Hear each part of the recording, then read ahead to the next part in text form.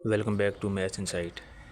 तो जैसा कि आज हम चैप्टर नंबर 1.3 का जो आज टॉपिक पढ़ेंगे वो है expression of the polynomial p z as a product of linear factors. तो सबसे पहले देखेंगे कि ये एक्सप्रेशन ऑफ पॉलिनोमियल क्या होता है। तो अगर हमारे पास एक इक्वेशन है, उसमें आप देख सकते हैं ये वाला पूरा एक एक्सप्रेशन है। ये किस फॉर्म में हो, A N X power N plus A N minus one X power N minus one plus A N minus two X power N minus two plus up to A N X plus A not.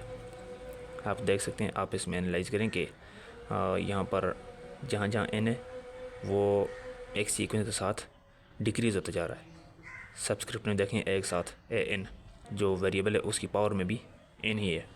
और अगली term देखें A N minus one, यानी एन की value एक minus हो गई है।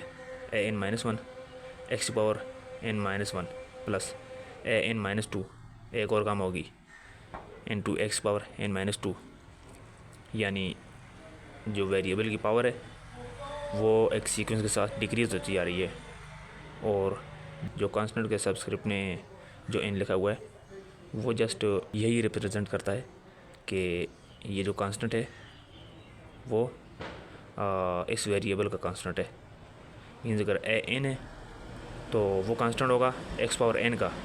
अब यहाँ पर देखें ए एन माइनस टू है, तो ये कांस्टेंट की कोई भी वैल्यू हो सकती है। कांस्टेंट वन भी हो सकता है, टू भी हो सकता है, कोई कम्प्लेक्स नंबर भी हो सकता है, कोई भी हो सकता है कांस्टेंट। जस्ट ये इसकी रिप्रेजेंटेशन के लिए लिखा हुआ है।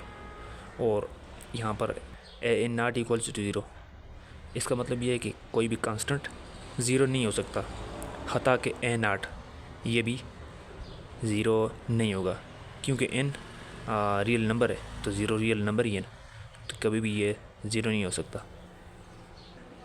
इसकी हम मुख्तलिफ एग्ज़ाम्पल्स देख सकते हैं।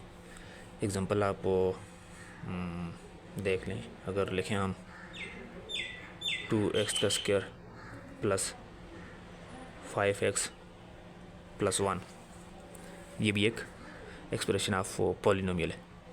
वो कैसे देखें, यहाँ पर जो वेरिएबल है, वेरिएबल पावर सबसे पहले 2 है, उसके बाद देखें वेरिएबल पावर 1, फिर 0 लिख लेते हैं। क्यों, किसी भी चीज़ की पावर 0 हो ना वो 1 के इक्वल होता है, तो इसलिए हम इसको पॉलिनोमियल कहेंगे। क्यों, इसमें वेरिएबल की जो पावर है वो एक ख़ास सीक्वेंस के साथ डिक्रीज़ हो रही है। और साथ में कांस्टेंट देखें, कांस्टेंट भी उसके साथ होता है। और जैसा कि ऊपर हमने कहा था कि कांस्टेंट कभी भी ज़ीरो नहीं हो सकता। अगर यहाँ पे कांस्टेंट ज़ीरो होता तो इसका क्या मतलब है, फिर ये वेरिएबल भी नहीं था।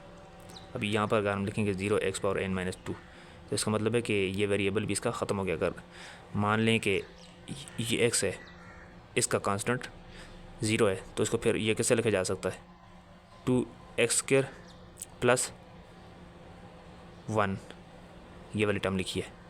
क्यों, यहाँ पर इसमें हम अभी ये मान रहे हैं कि कांस्टेंट 0 है, तो इस सूरत में हम इसको क्या पॉलिनोमियल कहेंगे? नहीं कहेंगे। क्यों, यहाँ पर देखें पावर वेरिएबल की, और अगली टर्म्स में देखें क्या ये एक ख़ास सीक्वेंस है, पॉलिनोमियल के रूल को फॉलो कर रही है? नहीं।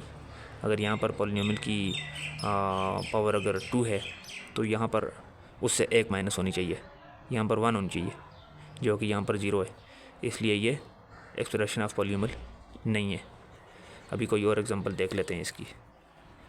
मान लो कि एक्स क्यूब प्लस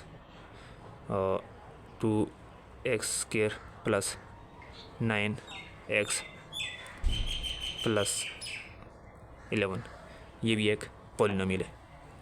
आप एनालाइज कर सकते हैं ये पॉलिनोमियल क्यों है। तो अगले लेसन में हम देखते हैं इसकी एग्जांपल से आपको सही से समझ आ जाएगी कि ये पॉलिनोमियल क्या होता है और इसका सलूशन क्या होता है, इसके फैक्टर कैसे फाइंड करते हैं। अगले लेसन में हम ये पढ़ेंगे।